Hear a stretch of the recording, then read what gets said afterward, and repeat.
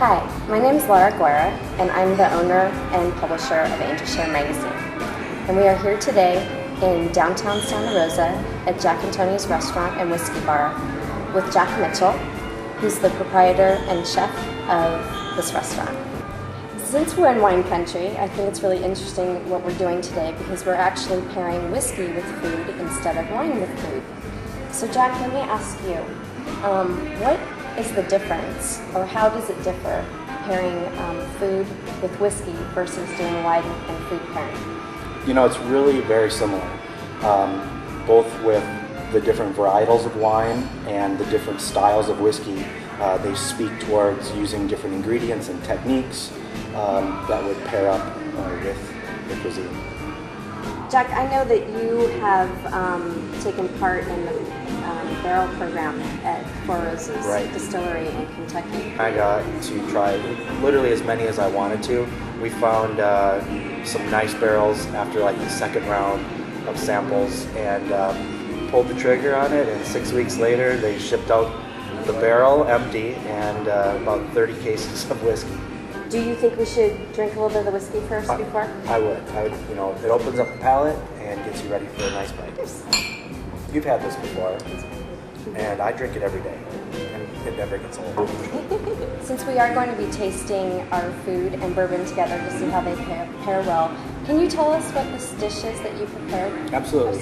It's house-cured salmon on corn cake with chipotle crema. We drizzle a little bit of our house-made chili sauce and some onions we call tumbleweed onions. They're just deep fried, very crispy. They're like a little tumbleweed in the background. This looks so good. It's really good. A little bit of spice to it from the chipotle as well as the red chili sauce. I actually had some of the bourbon while I had the food in my mouth, and it's very good. It works either way.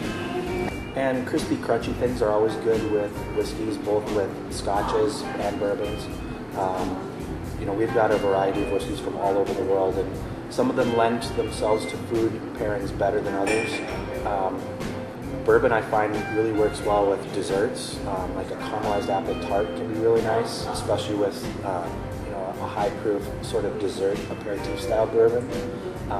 Irish whiskey as well. We actually use some Irish whiskey in several of our desserts in the restaurant. So I noticed that when I was tasting this dish, and after I took a sip of the bourbon, it seemed like the spices were working together. So what was actually taking place here in my mouth?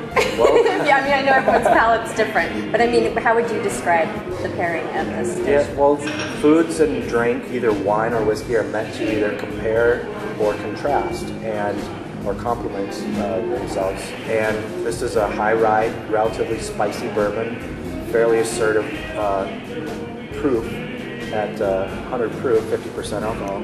So that's really bringing out some of the spices in the food that might not have been there if you were drinking this with a glass of Chardonnay or something. That might mute some of the spice flavors.